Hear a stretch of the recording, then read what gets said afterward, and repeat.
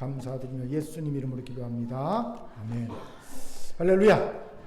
우리 옆분과 인사합시다. 하나님 우리 함께 하십니다. 시작. 하나님 우리 함께 하십니다. 우리 얼굴 보면서 눈을 맞추며 인사합시다. 당신의 얼굴을 보니 하나님의 얼굴을 보는 것 같습니다. 시작. 당신의 얼굴을 보니 하나님의 얼굴을 보는 것 같습니다.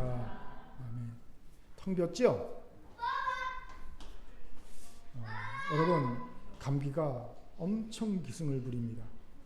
성도들 중에 정말 많은 분들이 감기로 어려워하고 있습니다. 감기 조심하십시오. 영성은요, 육신의 건강과 함께합니다. 우리의 영성을 담는 그릇이 육신이기 때문입니다. 그러기에 건강한 육신을 가지는 것도 영성의 한 방법입니다. 건강 잘 챙기시기 바랍니다. 다 저를 주목해 주시기 바랍니다. 요즘 모 TV에서 김창옥 쇼 3라는 프로를 하고 있어요. 우연히 봤더니 관계 어려움을 겪고 있는 부부들의 문제를 상담해주고 해결해주는 프로더라고요. 그런데 거의 대부분이 아내가 남편으로 인한 억울한 감정을 호소하고 남편은 아내가 가족을 해서 영문도 모른 채 끌려와서 강제로 참여하는 경우를 보게 됩니다. 가정에서 봤는데 아내가 자신의 문제를 고발하고 강제로 참여하더라고요. 또 실제로 들어보면 남편이 너무했네라는 말이 나올 정도로 문제가 많은 남편이 상당수임을 알게 됩니다. 그런데 제가 이 프로를 보면서 한 가지 주목한 사실이 있습니다. 그건 아내가 가진 그 억울한 감정에 대해 김창옥 씨가 대단한 솔루션을 제공해 주지 않고 있다는 거예요. 그저 들어주고 남편에게 공감해 주고 남편과 아내의 이야기에 공감해 주고 이런 아주 기본적인 것만 한다는 겁니다. 그럼에도 흥미롭게도 아내가 가진 억울함의 감정 중 상당수가 해결된다는 것을 보았어요.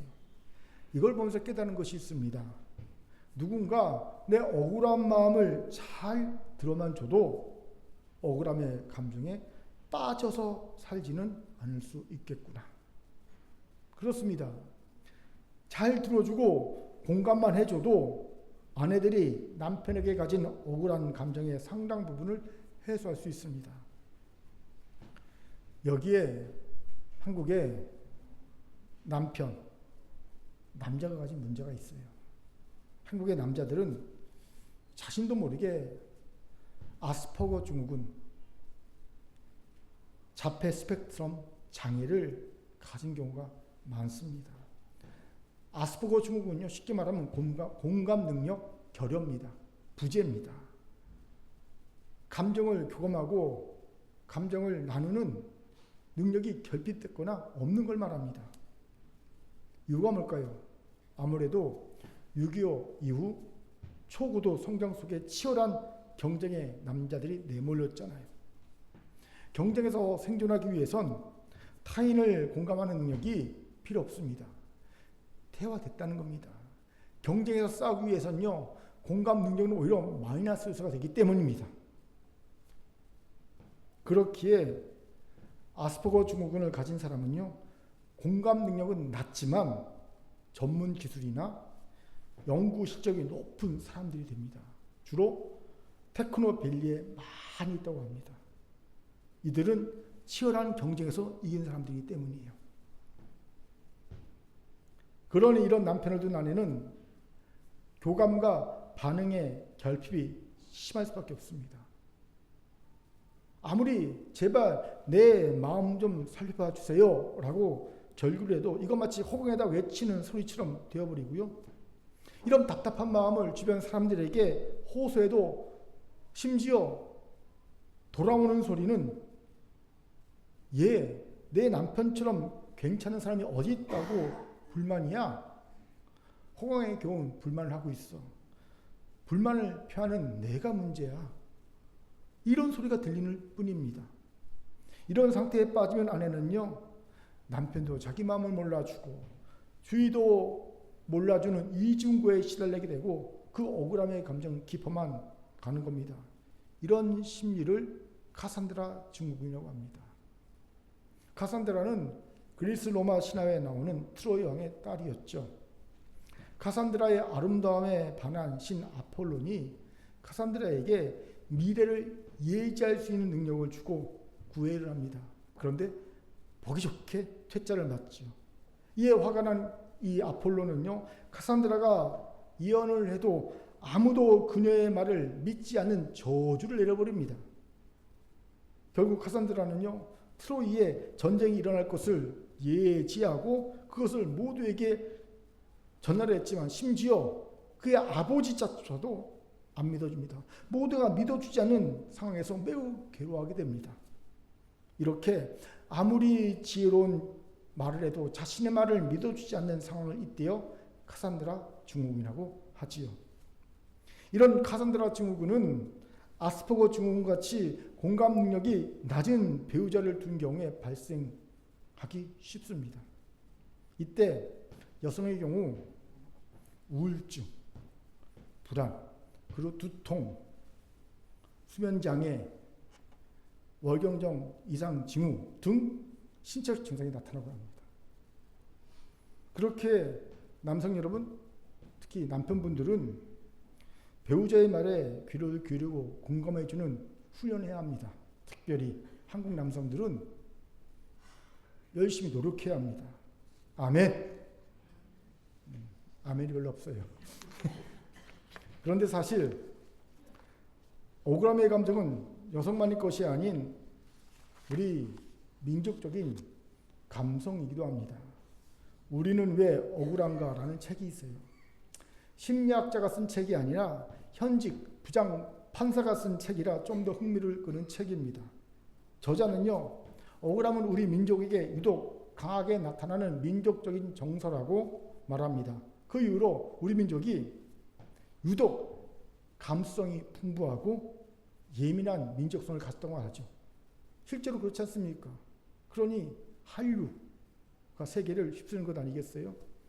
저는 이 말이 맞다는 사실을 이번 탄핵 집회에 2030 특히 여성들이 줄을 이룬 것을 확인하게 됩니다. 가보십시오. 20대, 30대 여자들이 줄을 이룹니다. 왜 2030 여성들이 줄을 이루었을까요? 이들은 기본적으로 억울함의 정서를 가진 이들이기 때문이에요. 아무리 여성 인권이 예전에 비해 향상되었다 해도 이들이 사회의 첫발을 디디면서 2030은 사회의 첫발을 디디는 시기잖아요. 첫발을 디디면서 겪게 되는 현실은요, 억울함입니다. 한 해로 같은 스펙과 같은 직급을 가져도 여성은 남성에 비해 20에서 많게는 40%까지 연봉이 적습니다. 같은 대학, 같은 스펙을 가졌는데 같은 직급인데 내가 왜 쟤보다 적어? 대하는 현실이에요. 이런 얼마나 억울하겠습니까? 그런데 여기에다 휘발유를 붓는 일이 발생한 겁니다.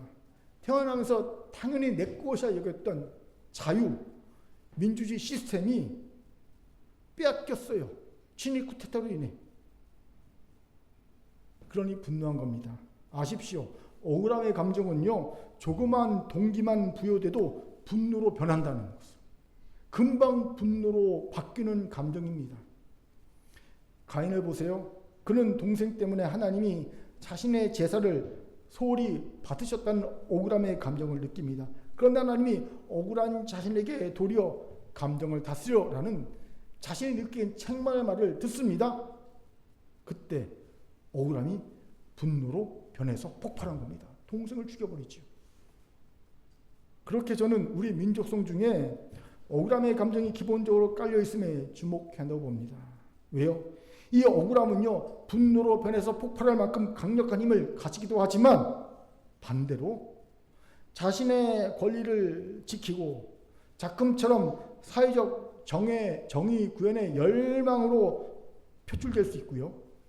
더 나아가 우리나라처럼 단기적인 남다른 성장을 이루는데 큰 기여를 할 수 있는 힘이기 때문입니다. 억울함은요, 해소하는 과정 가운데 이런 놀라운 긍정적 효과를 나타내요. 억울함을 해소하면서 사회 정의가 구현되고요. 억울함을 해소하면서 경제적인 발전을 이룰 수 있다는 겁니다. 그런데 이건 신앙인에게도 동일하게 적용된 말입니다. 신앙생활을 하면서 우리를 힘들게 하는 감정이 바로 억울함의 감정이죠. 왜요? 우리는 세상에 알 수 없는 십자가의 길을 가야 하는 하늘 백성이기 때문입니다. 그렇기에 제대로 신앙생활하면 반드시 억울할 수밖에 없습니다. 세상이 우리를 이해할 수 없어요. 우리를 오해합니다. 그리고 우리를 심지어 판단, 정죄, 비난, 조롱합니다. 예술쟁이라고 우리를 조롱하지요. 그렇다고 일일이 해명할 수도 없고, 그러니 억울한 거죠. 이건 목회자도 마찬가지입니다. 목회가 힘든 이유 중 여러 가지가 있지만 탑3 안에 항상 드는 것은요, 뭡니까? 억울함이에요. 내가 억울하다고 그 억울함을 풀려고 하는 순간 교회는 무너지고요, 목회도 포기해야 될 때가 생깁니다. 그러니 아무리 억울해도 목회자는 억울함을 그냥 가슴에 묻은 채 넘어가는 경우가 허다하지요. 그런데 부정적으로만 생각했던 억울함의 감정이 도리어 힘이 될 수 있다는 이 통찰은요, 큰 위로가 아닐 수 없어요. 그렇게 사랑하는 큰교회 성도 여러분, 억울하십니까? 남편에게, 아내에게, 자식에게, 부모에게, 직장에서, 사업장에서, 사회에서, 심지어 교회와 성도와 목회자에게까지 억울한 감정을 느끼고 계십니까? 그 감정이 분노로 변화돼서 힘드십니까? 이해합니다. 우리는 얼마든지 그럴 수 있는 존재들입니다. 그런데 잘 들으세요. 그 억울함이 더 이상 여러분을 해치지 않게 해야 합니다. 이건 여러분의 몫입니다. 억울함이 분노로 변해서 큰 해를 당하지 않게 해야 합니다. 그 억울함이 나와 공동체를, 사회를 상하게 하지 않고 도리어 억울함의 감정이 나와 공동체와 사회를 긍정적으로 바꾸는 힘이 되게 해야 합니다. 오늘 이 깨달음과 결단의 은혜가 우리 가운데 있기를 주의 이름으로 축원합니다. 아멘. 자, 저를 따릅시다. 억울함을 나의 힘으로 바꿉시다. 나의 힘으로 바꿉시다.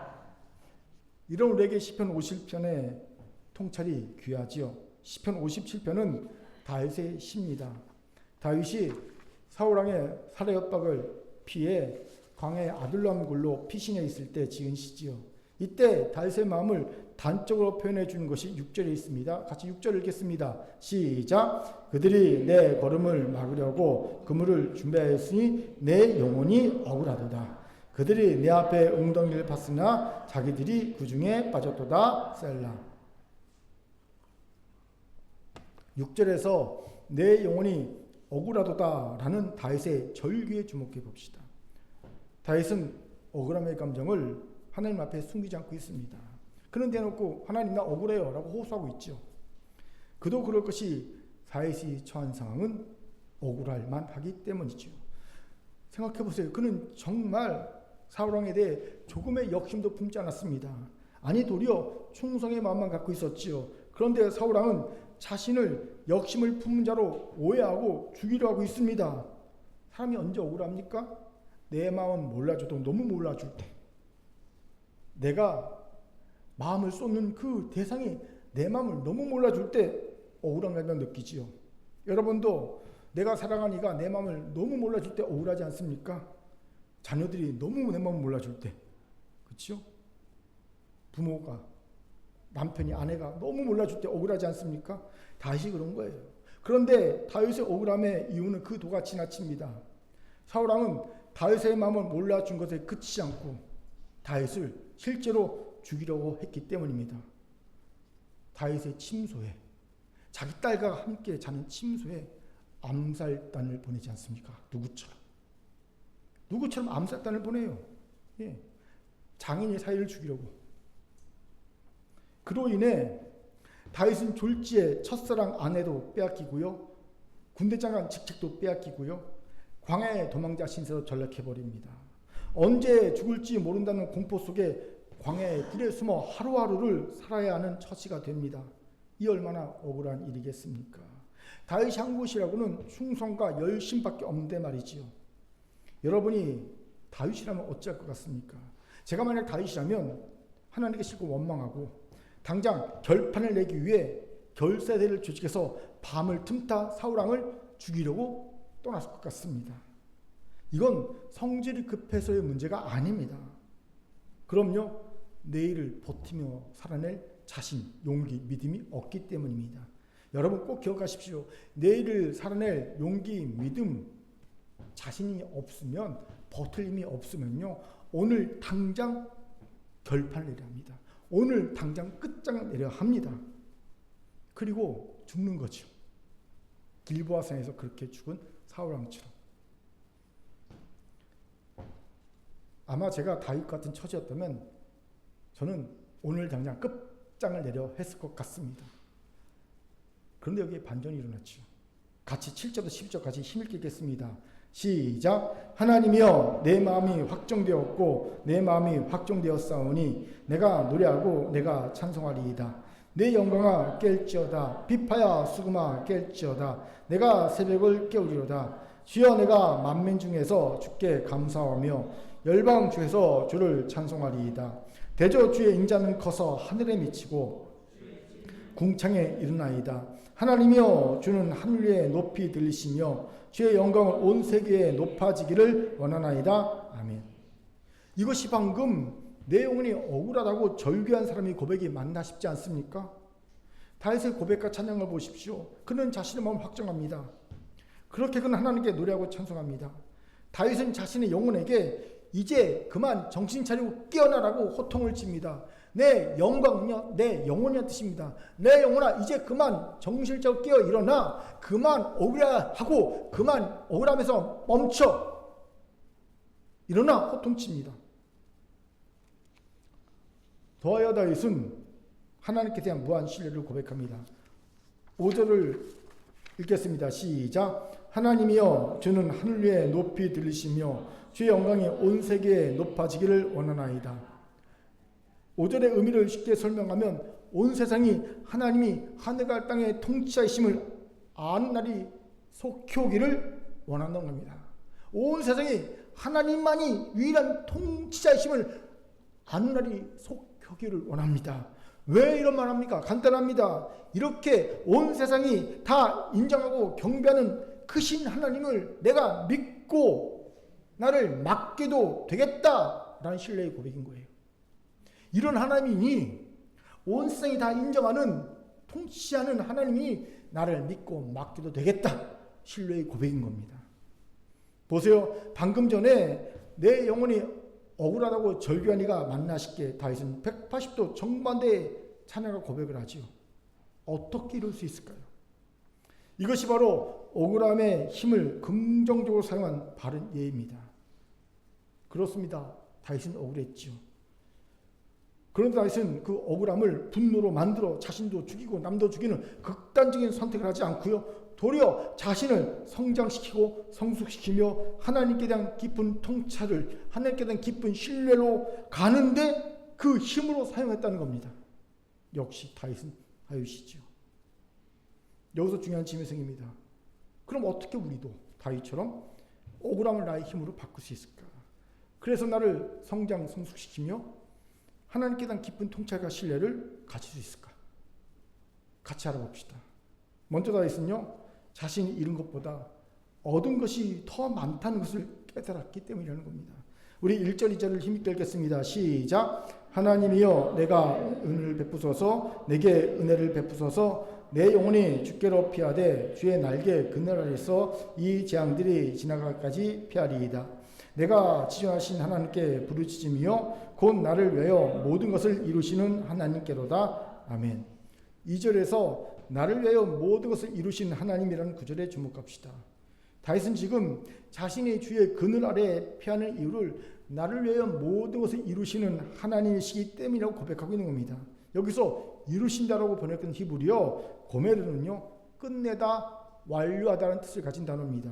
즉 하나님은 다윗이 억울한 상황에 빠진 것을 아시고 다윗을 구원하시기 위해 모든 준비를 다 끝내 놓으셨다는 겁니다. 이 사실 다시 깨닫고 고백하는 겁니다. 아, 하나님이 나를 구원하시기 위해 모든 준비를 다 끝내 놓으셨구나. 이미 다 완벽하게 다 준비해 놓으셨구나. 완료시켜 놓으셨구나. 이걸 고백하는 거예요. 이것의 의미가 뭔지 아십니까? 자신이 잃은 것도 있지만 그것을 상쇄하고도 남을 하나님의 구원이 이미 자신에 준비되어 있다. 이 뜻입니다. 얻을 것이 더 많다. 이 뜻인 거예요. 이것이 다윗이 억울한 감정을 자신의 힘으로 바꿀 수 있었던 첫 번째 비결이었음을 보게 되죠. 이것에 주목합시다. 왜 우리가 억울함의 감정에 빠져서 헤어나지 못합니까? 잃은 것이 너무 많다고 생각하기 때문입니다. 하지만 실상은 자신이 잃은 것보다 얻을 것이 더 많다는 것을 깨닫게 되는 순간 그 억울함은요, 봄눈 녹듯이 사르르 녹아버리고 맙니다. 지금은 은퇴를 하셨지만 러시아 블라디보스톡에서 오랫동안 사역을 했던 정호상 선교사가 이런 간증을 한 적이 있어요. 선교를 하는데 너무 억울했답니다. 여러분, 선교를 하면 억울한 일투성입니다. 말 안 통하지요. 예. 현지 사정 잘 모르지요. 그러니 등쳐먹는 사람들이 얼마나 많겠습니까? 예. 특히 현지 목회자들과 성도에게 뒤통수 맞는 경우가 흔합니다. 교회를 잘 져놓고도 빼앗겨 버려요. 정호상 선교사님도 교회를 잘 지어놓고 빼앗겼어요. 어쩔 수 없어요. 얼마든지 빼앗길 수 있습니다. 이분이 이런저런 어려움 때문에 억울한 감정, 원망의 마음이 들 때 이러면 안 되겠다 싶은 마음이 들었대요. 그래서 하루는 그래, 한번 결단하고 내가 잃은 것이 아닌 하나님 내게 주신 얻은 것이 무엇이냐 한번 적어보자고 그러고요. 종이를 딱 꺼내놓고 적기 시작했답니다. 그런데 하나, 두 개 딱 적으니까 적을 게 없대요. 생각이 안 나더래요. 잃은 것이 너무 많고 얻은 것은 없어서 낙담이 되는 겁니다. 적어냈더니.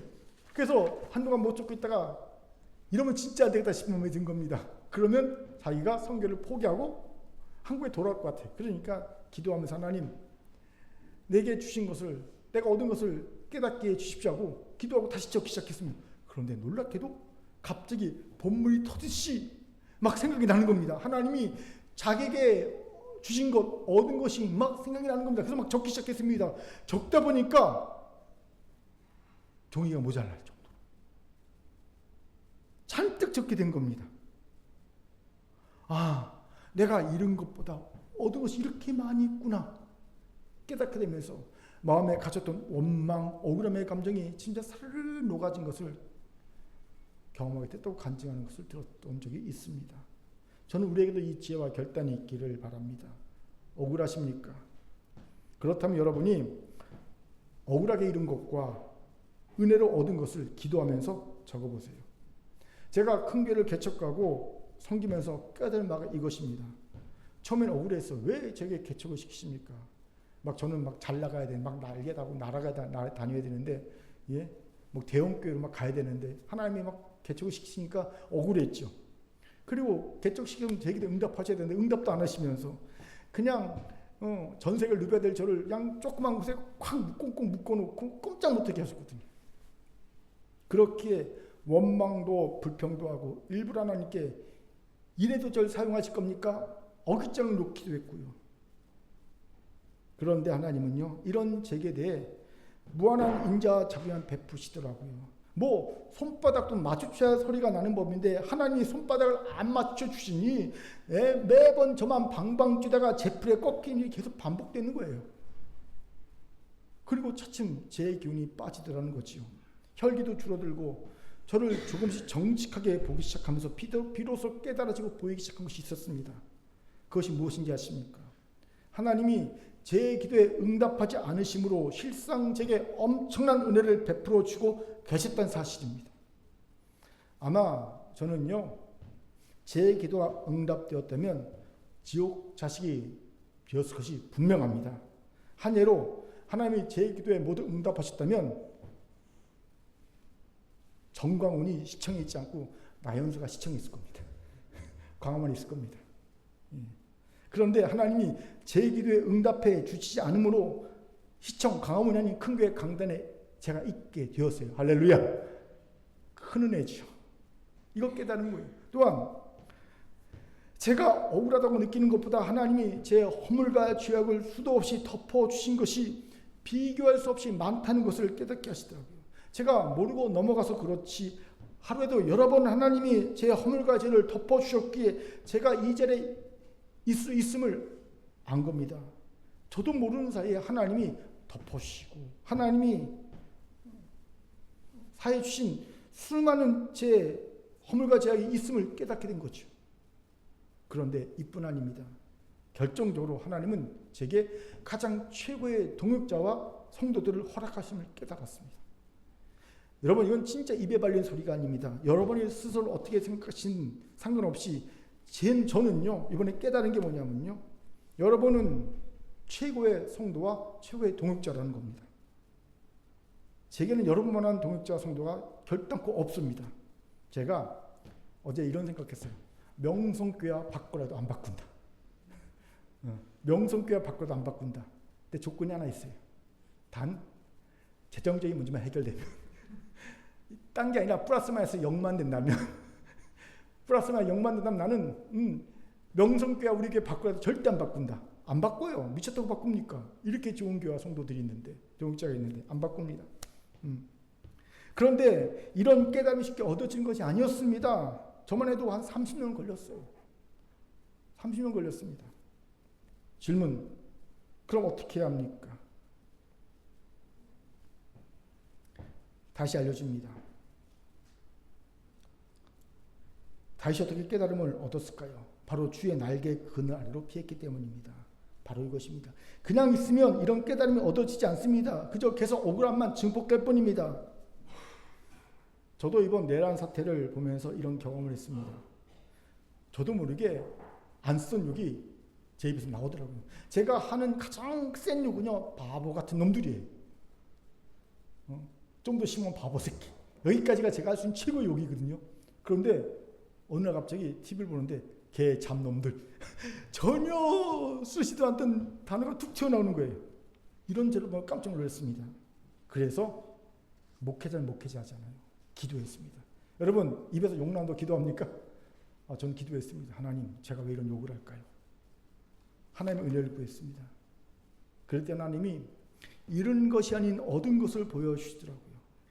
너무 많았지만 가장 큰 것은요, 철없고 이기적이라고 느꼈던 2030 세대가 우리나라를 믿고 맡길 만한 민주 시민의 역량을 갖춘 전 세계 최고의 시민으로 성장했다는 것을 안 겁니다. 여러분, 시연장 가보십시오. 감격입니다. 형광봉 들면서 2030 특히 여성 아이들이 민주화를 외치면서 그 산 아스팔트 바닥에서 시위하는 모습 보면 눈물 납니다. 야, 얘네들이 철없고 이기적인 줄 알았더니 이럴 줄도 아는구나. 그리고 수백만 명 모인 자리가 청소할 것이 하나도 없어요. 수십 톤 쓰레기가 나오는 게 아니라 청소할 게 하나도 없는 자리로 깨끗이 치워지고 나갑니다. 멋져요. 최고의 민주시민이에요. 더하여 이런 모습에 저는 부끄럽고 감격스럽게 했거든요. 더하여 이런 젊은 세대를 섬기기에 교회가 어떻게 혁신해야 할지에 대한 깊은 고민, 기도 제목을 안겨주었어요. 야, 젊은 세대는 이렇게 변했는데 교회는 여전히 고리타분하게 여전히 권위주의 쪽에 꽉 맥혀 있구나. 그러니 교회를 떠나지, 오지 않지. 어떻게 교회가 변해야 될까? 고민하게 되었습니다. 기도하게 되었어요. 이게 제가 얻은 겁니다. 그리고 억울함의 감정에서 벗어날 수 있었습니다. 그렇게 사랑하는 큰교회 성도 여러분, 쉽지 않겠지만 여러분이 잃어버린 것과 하나님이 주신 것을 생각해 보세요. 할 수 있다면 적어보시기 바랍니다. 분명 여러분도 다윗처럼 혹은 저처럼 억울함을 극복하고 억울함을 힘으로 바꾸는 놀라운 경험을 하게 될 줄 믿습니다. 이를 위해 그냥 있지 마시고 주의 날개 그날로 피하세요. 억울할 때마다 말씀의 자리, 기도의 자리, 예배의 자리에 나오시기 바랍니다. 하나님께 기도하세요. 분명 하나님이 억울함을 싣고도 남게 받은 은혜가 넘쳐남을 깨닫게 해줄 줄 믿습니다. 아멘. 아멘. 자, 길지만 저를 따라합시다. 주의 날개 그늘 아래로 나옵시다. 이런 것보다 받은 은혜가 비교할 수 없게 더 많음을 여분과 인사입니다. 깨닫게 됩니다. 깨닫게 됩니다. 아멘. 두 번째로 다윗이 억울함을 변화의 힘으로 바꿀 수 있었던 비결로는요, 그 영혼이 하나님 앞에 숙여졌기 때문임을 봅니다. 같이 7절 힘있게 읽겠습니다. 같이 읽죠. 시작. 하나님이여 내 마음이 확정되었고 내 마음이 확정되었사오니 내가 노래하고 내가 찬송하리이다. 아멘. 7절에서 내 마음이 확정되었다는 구절에 주목합시다.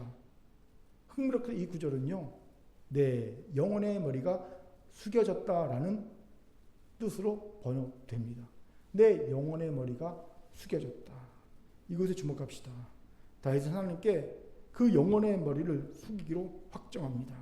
그리고 억울함에서 벗어나지요. 도대체 하나님께 영혼의 머리를 숙이는 것과 억울함에서 벗어나는 것은 어떤 관계가 있을까요? 머리를 숙이는 것, 영혼의 머리를 숙이는 것은요, 중요한 두 가지 의미가 있습니다. 첫 번째 의미는 겸손함의 의미고요. 두 번째 의미는 수긍의 의미입니다. 하나하나 살펴보지요. 먼저 하나님께 영혼의 머리를 숙였다는 것은 겸손의 마음을 가졌다는 의미입니다. 우리도 그렇지 않습니까? 상대에게 나의 겸손의 마음을 전하기 위해 우리는 머리를 숙여 인사를 합니다. 또 신하가 왕에게 머리를 숙여 왕 앞에서 자신을 한껏 낮춥니다. 겸손의 의미지요.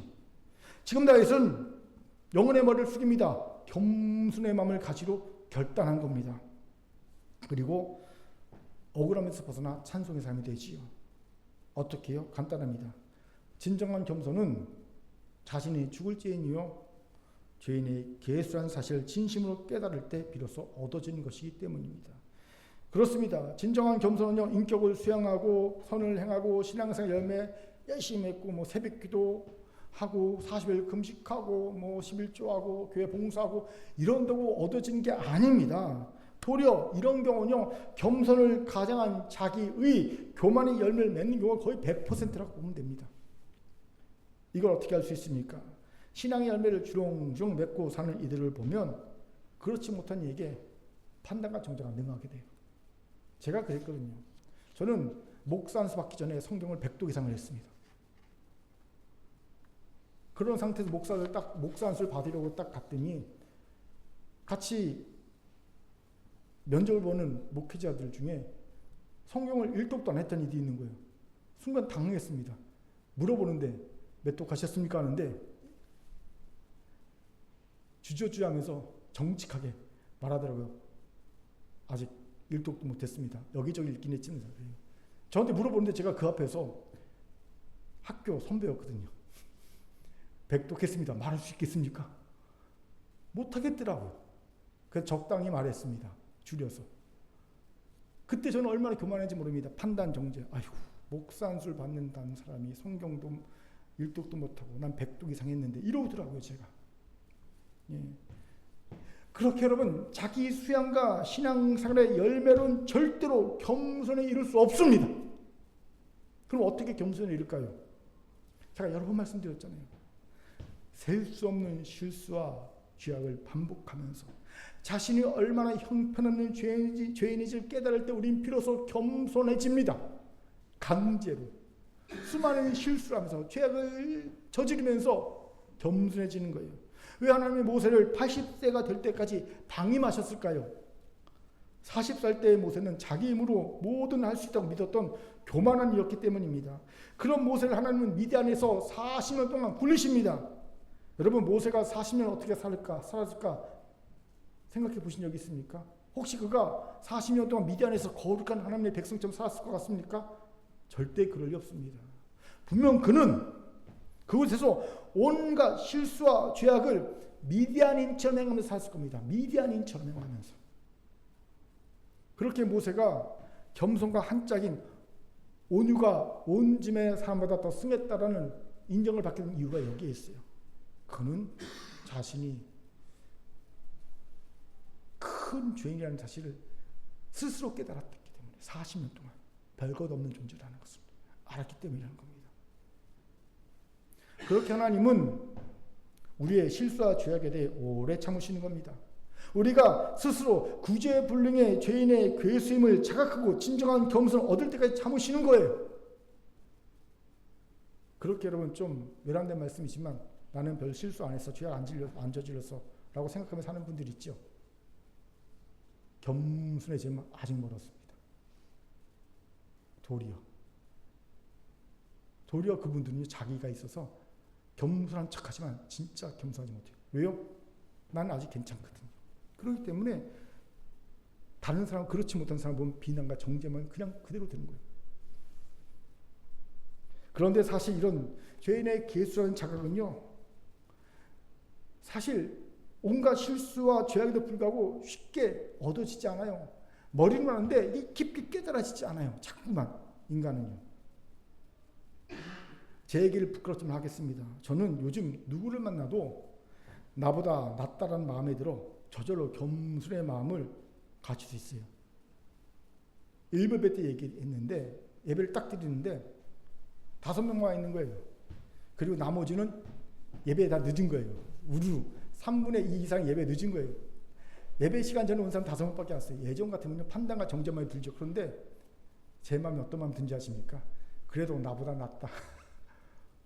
그 마음이 드는 거예요. 그래서 정죄 마음이 안 들더라고요. 판단 마음이 안 들더라고요. 수많은 실수와 죄악이 제게 준 겸손입니다. 그런데 하나님 이런 저를 한 단계 더 성장시키기 위해 진짜 겸손하게 제게 요즘 큰 장애물 하나 허락하셨습니다. 제가 이 장애물 때문에 변비가 생겼어요. 제가 사모님한테 물어봤어요. 내가 변비가 생겼는데 그 이유를 안 했더니 딱 맞히더라고 사모님. 내 변비의 원인은. 뭐 때문에 제가 요즘 변비가 생긴지 아십니까? 무려 57년 인생 가운데 3일 이상을 화장실에 못 간 적이 있어요. 근래. 이유가 뭐냐면요. 윤석열과 김건희 부부 때문에. 국민의 짐에서 이제 국민의 적이 된 그 당을 보면서 변비가 생겼어요. 너무 스트레스를 받았어요. 어떤 갈등이 제 안에 생겼냐면요. 자꾸 제가 그들을 보면서 적어도 저들보다 내가 낫다라는 마음이 드는 거예요. 내가 저보다 윤석열보다 낫다. 내가 저보다 김건희보다 낫다. 내가 저보다 국민의 짐당보다 낫다. 이런 말 자꾸 드는 거예요. 이 갈등이에요. 하나님은 내게 항복을 요구하십니다. 아니야. 그러면 안 돼. 그런데 제가 이걸 항복하기 싫은 거예요. 하나님, 나는 그래도 윤석열보다 낫지 않겠어요? 김건희보다 낫지 않겠어요? 저 우상숭배자? 낫지 않겠어요? 그런데 하나님은 아니라고 그러시더라고요. 그래서 1부 때는 갈등 얘기했다가 제가 1부와 2부 사이에 하나님과 담판 줬습니다. 좋습니다, 하나님. 내가 저들보다 못하다, 저들이 나보다 낫다라는 건 아직까지 용납이 안 되는데 이건 내가 용납하겠습니다. 저들과 똑같다. 하나님, 내가 그래도 저들과 똑같은 죄인입니다. 여기까지 내가 하나님 일단 수긍하겠습니다. 했어요. 그리고 소원해 봅니다. 그래도 저들이 나보다 낫다라는 고백이 진실로 나오기를. 그래도 저들이 나보다 낫다. 사랑하는 큰교 성도 여러분, 우리는 하루에도 수도 없이 예수를 배반하고 예수를 팔아먹는 죄악을 저지른 못된 자녀들입니다. 이미 우리는 우리의 허무가 죄로 죽은 존재입니다. 이미 사형 선고를 받았고 사형에 집행된 자들이 있지요. 단 내가 집행되지 않고 예수가 대신 집행당하셨습니다. 십자가에 달려서. 이런 내가 무슨 면목으로 누구를 판단하고 정죄할 수 있겠습니까? 어림도 없습니다. 이런 내가 무슨 면목으로 나 억울해요라고 말할 수 있겠습니까? 뻔뻔하게 할 수 없죠. 죄인의 괴수인 내가 무슨 명목으로 나 억울해요 말할 수 있겠냐는 겁니다. 그렇게 그저 하나님 앞에 겸손의 머리를 숙일 뿐입니다. 오늘 이 깨달음으로 겸손을 얻어 억울함을 벗어나기를 주의 이름으로 축원합니다. 아멘. 두 번째로 하나님께 영혼의 머리를 숙였다는 것은요, 수긍의 의미를 가집니다. 수긍. 우리도 그렇지 않습니까? 수긍할 때 머리를 끄덕이죠. 물론 졸아서 끄덕이는 분도 있어요. 졸아서. 하지만 수긍의 의미로 끄덕입니다. 한자 수긍의 의미도요, 옳다고 인정하게 머리를 끄덕임이라는 뜻입니다. 이 수긍의 숫자는 머리 숫자거든요. 머리를 끄덕이다. 수긍. 그렇게 다윗이 영혼의 머리를 숙였다는 것은 하나님이 옳다라고 수긍했다는 것이에요. 옳다라고 수긍했다는 겁니다. 질문이 생기죠. 그럼 다윗은 하나님께 무엇이 옳다고 수긍했을까요? 추정하게 되는 것이 있습니다. 바로 하나님의 합력하여 선을 이루심에 대한 수긍입니다. 그래야 하나님은 내 이 억울한 사정 이것까지도 다 합력하여 선을 이루신 분임을 내가 인정합니다. 하나님의 이런 행하심이 옳습니다. 수긍합니다. 라는 거예요.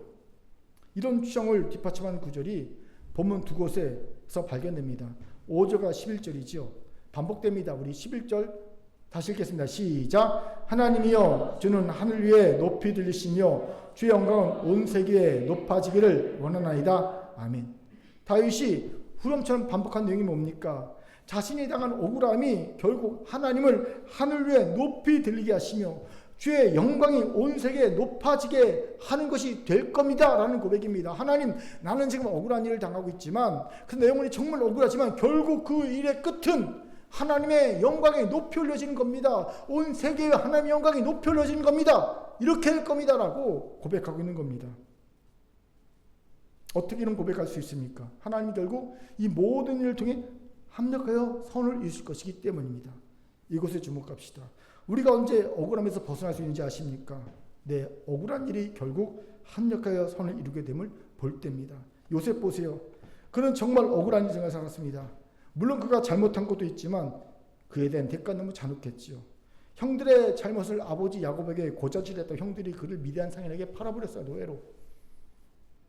여기서 우리가 오해하지 말아야 할 것이 있어요. 억울한 사람에게 간혹 우리 이런 말을 합니다. 누가 그렇게 하래? 네 책임도 있잖아. 그래 억울해하지 마. 이렇게 말합니다. 여러분 이런 말을 듣는다면 억울했던 사람이 아 그래 내게도 책임이 있으니 이제 억울해하지 말아야지 라고 생각한 사람이 과연 몇이나 되겠습니까? 100명 중 1명도 찾기 어려울 겁니다. 형무소의 형님들에게 물어봤어요. 자신이 죄인이라고 생각하냐고. 100%가 네 죄인입니다라고 답했어요. 다시 물었습니다. 억울하다고 생각하지 않냐고. 그런데 놀랍게도 100%가 억울하다고 답했습니다. 죄인인데 억울하다는 거예요. 무슨 말입니까? 아, 나 죄 지은 거 맞아. 하지만 내 죄에 대한 대가는 너무 잔혹해. 너무 가혹해. 이렇게 답하는 거예요. 이게 인간의 본성입니다. 그렇게 요셉이 내 잘못도 있으니 억울해하지 말아야지 라고 생각할 가능성은 크지 않습니다. 아마 그도 우리처럼 무지 억울했을 겁니다. 그런데 요셉의 억울함은 이에 그치지 않죠. 보디발의 아내의 노골적인 육탕 공세를 하나님을 경외함으로 피했지요. 그의 의로운 행동에 대해 돌아온 대가는 뭐였습니까? 감옥행이었습니다. 이 얼마나 억울한 일입니까?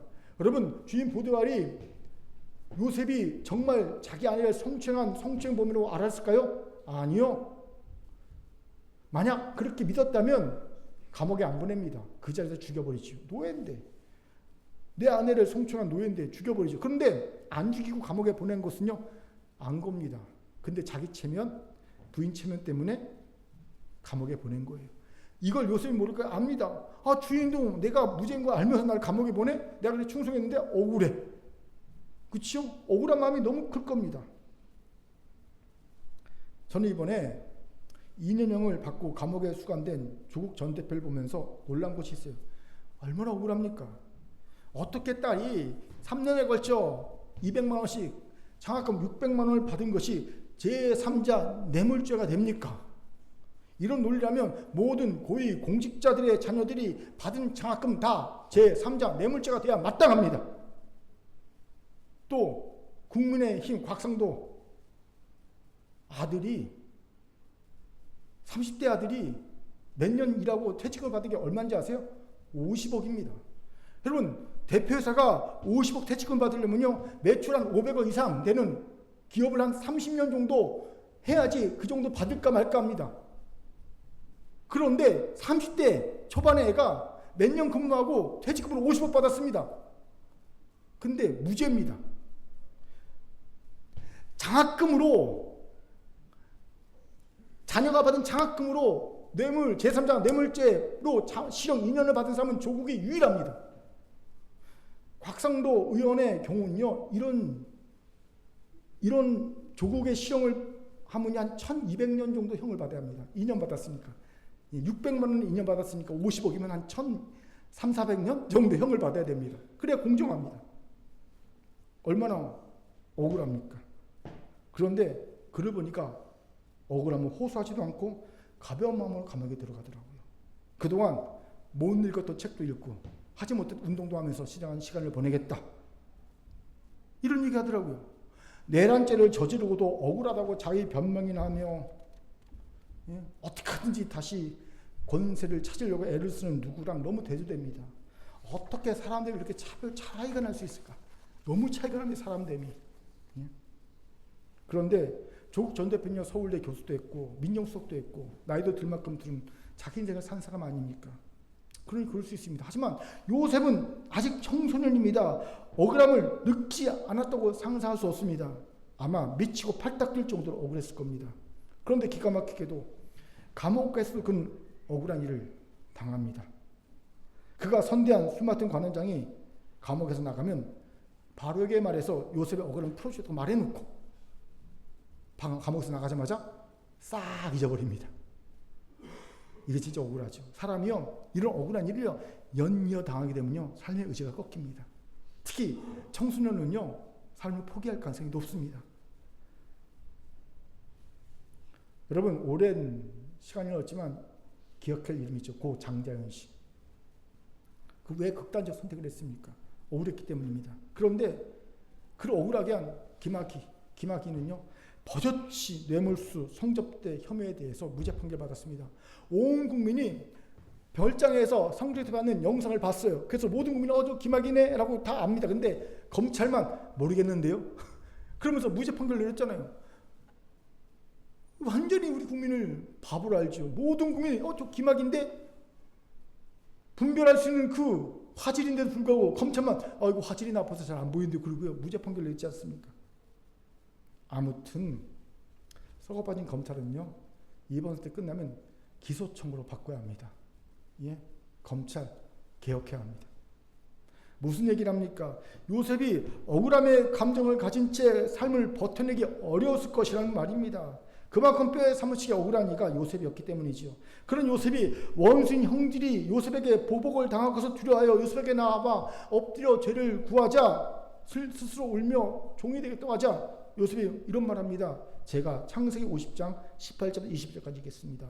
그의 형들이 또 친히 와서 요셉의 앞에 엎드려 이르되 우리는 당신의 종들이니이다. 요셉이 그들에게 이르되 두려워하지 마소서. 내가 하나님을 대신하리이까. 당신들 나를 헤아려 했으나 하나님 그것을 손으로 바꾸사 오늘과 같이 많은 백성의 생명을 구원하게 하려 하셨나니 당신들은 두려워하지 마소서. 내가 당신들의 자녀를 기르리다 하고 그들을 간곡한 말로 위로하였더라. 놀랍게도 요셉은 형들을 해하지 않겠다고 합니다. 아니 더하여 형들과 형들의 자식을 자신이 기르겠다고 합니다. 그리고 간곡한 말로 형도 위로합니다. 그래서 간곡한 말은요, 마음을 다해라는 뜻입니다. 마음을 다해. 누구처럼 시장에서 디제잉 박스에서 날 믿어주십시오 라고 말해놓고 그날 밤에 비상기하며 선포한 입에 발린 말이 아닙니다. 진심을 다한 마음으로 한 위로였습니다. 이런 요셉의 모습을 보면 이게 도대체 뼈에 사무치게 억울했던 사람이 맞나 싶지요. 어떻게 요셉이 이럴 수 있었을까요?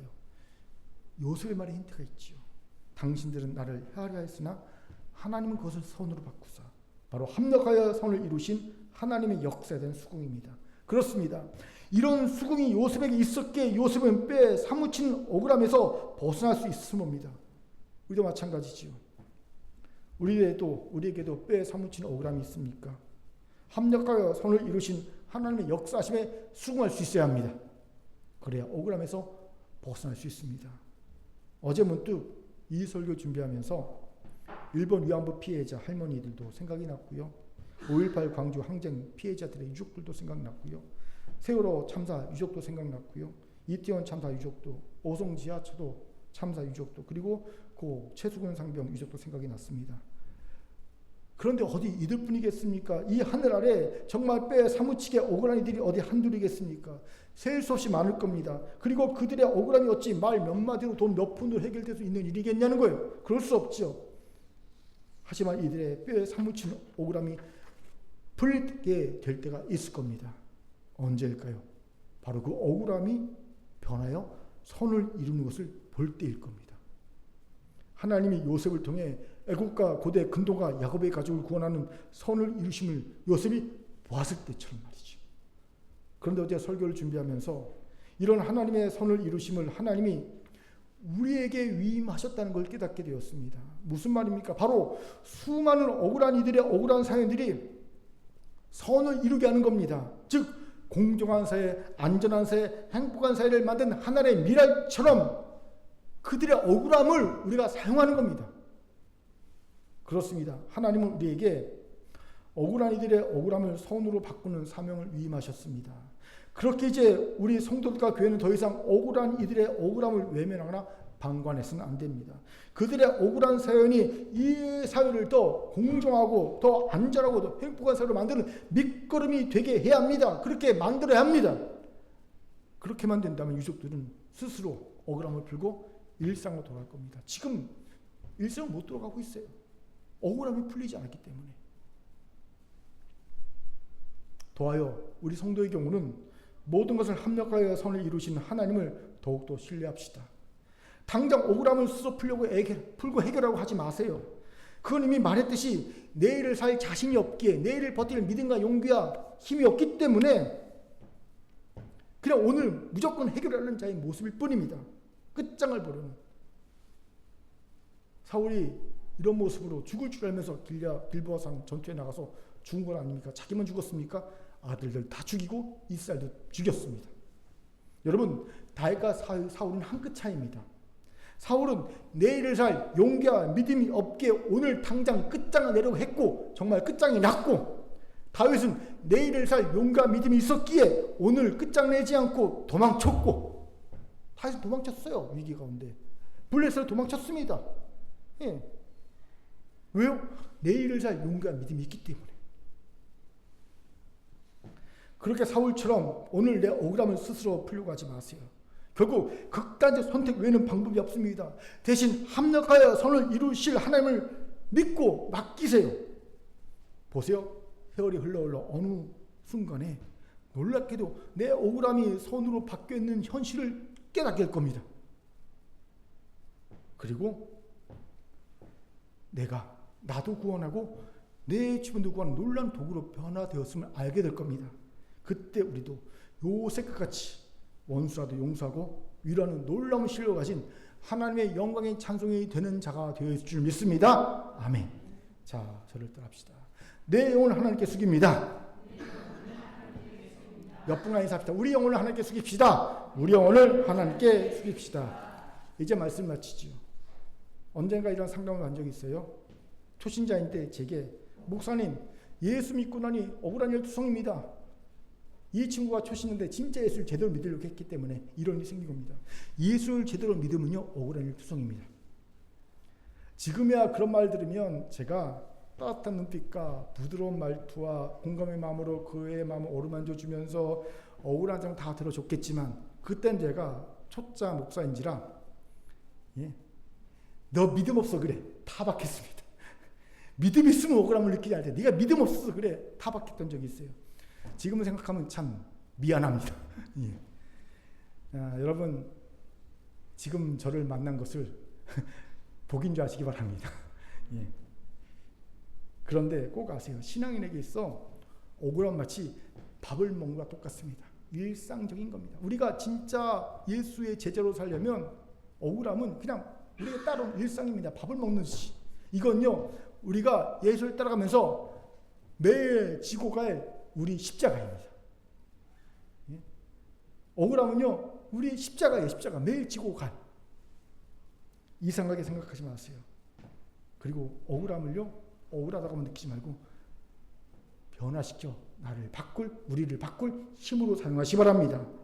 억울함을 통해 다윗처럼 성장하고 성숙하고 하나님께 대한 깊은 통찰, 신뢰를 얻도록 나아가시 바랍니다. 더하여 우리가 사는 세상을 좀 더 공정하고 좀 더 안전하고 좀 더 행복한 사회로 만들기 위한 힘으로 사용하시 바랍니다. 이를 오늘 말씀을 기억합시다. 첫째, 내가 이렇다고 생각한 것보다 하나님의 주신 은혜가 비교할 수 없이 더 많음을 깨달읍시다. 이를 위해 주의 날개끈 아래로 매일매일 나가시 바랍니다. 예배의 자리, 말씀의 자리, 기도의 자리로 계속 나가세요. 두 번째, 우리의 영혼을 하나님께 숙입시다. 영혼의 머리를. 이를 위해 우리가 죄인의 귀수임을 진심으로 깨달아 진정한 겸손을 얻읍시다. 우리의 억울한 사정을 통하여 하나님이 합력하게 선을 이루실 것에 수긍합시다. 특별히 우리 사회가 해결하지 못하고 있는 억울한 이들의 억울함이 선을 이룬 것이 되도록 우리가 하나님의 손가발이 되어 행합시다. 그래서 더 공정하고 더 안전하고도 행복한 사회, 우리 공동체를 만듭시다. 바라기는 우리의 모든 억울함을 우리를 바꾸고 성장과 성숙을 이끌며 하나님을 신뢰하고 깊이 깨닫는 힘이 되기를 주의 이름으로 축원합니다. 아멘. 하나님의 말씀이었습니다. 기도하겠습니다. 사랑과 자비함 참 감사합니다. 우리는 억울합니다. 이게 우리의 십자가입니다. 억울함이 분노로 변하지 않고 나와 남을 죽이지 않고 억울함이 오히려 나를 성장 성숙시키며 하나님께 대한 깊은 깨달음과 신뢰를 얻고 더 나아가 이 사회를 더 공정하고 안전하고 행복한 사회로 만드는 힘이 되게 도와 주옵소서. 감사드리며 예수님 이름으로 기도합니다. 아멘.